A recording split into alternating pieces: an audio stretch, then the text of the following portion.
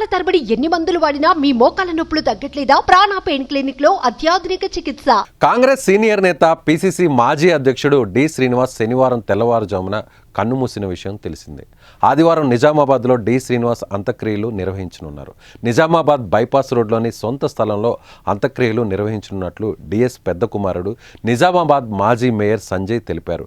డిఎస్కు అధికారిక లాంఛనాలతో అంత్యక్రియలు నిర్వహించనున్నట్లుగా ఆయన స్పష్టం చేశారు. ఈ మేరకు తగిన ఏర్పాట్లు చేయాలని సిఎస్ను ముఖ్యమంత్రి రేవంత్ రెడ్డి ఆదేశించినట్లుగా ఆయన చెప్పారు. డి శ్రీనివాస్ సుదీర్ఘకాలంగా కాంగ్రెస్ పార్టీలో పనిచేశారు. 3 సార్లు ఎమ్మెల్యేగా, మంత్రిగా విధులు నిర్వహించారు. ఆయన టీపీసీసీ అధ్యక్షునిగా కూడా బాధ్యతలు నిర్వహించారు. 2004-2009లో సీఎంగా వైఎస్ రాజశేఖర రెడ్డి పరిపాలన చూసుకుంటే డిఎస్ పార్టీ బాధ్యతలను నిర్వర్తించారు. గాంధీ కుటుంబానికి డిఎస్ వీర విధేయుడిగా ఉన్నారు. సోనియా గాంధీతో పాటుగా ప్రణబ్ ముఖర్జీ వంటి నాయకులకు డిఎస్ ఎంతో సన్నిహితంగా వెలిగేవారు.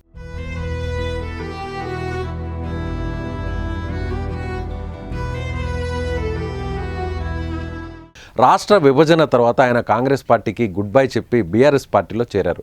రాజ్యసభ సభ్యునిగా ఎన్నికయ్యారు. ఆ తర్వాత బీఆర్ఎస్ కూడా దూరమై తిరిగి కాంగ్రెస్ పార్టీలో చేరారు.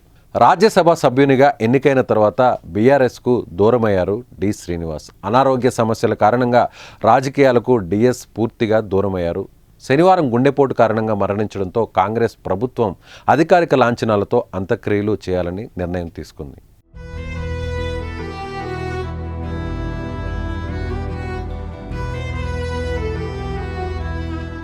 సుమన్ టీవీలో మీ పర్సనల్ అండ్ బిజినెస్ ప్రమోషన్స్ కోసం కింది నెంబర్కి కాంటాక్ట్ చేయండి.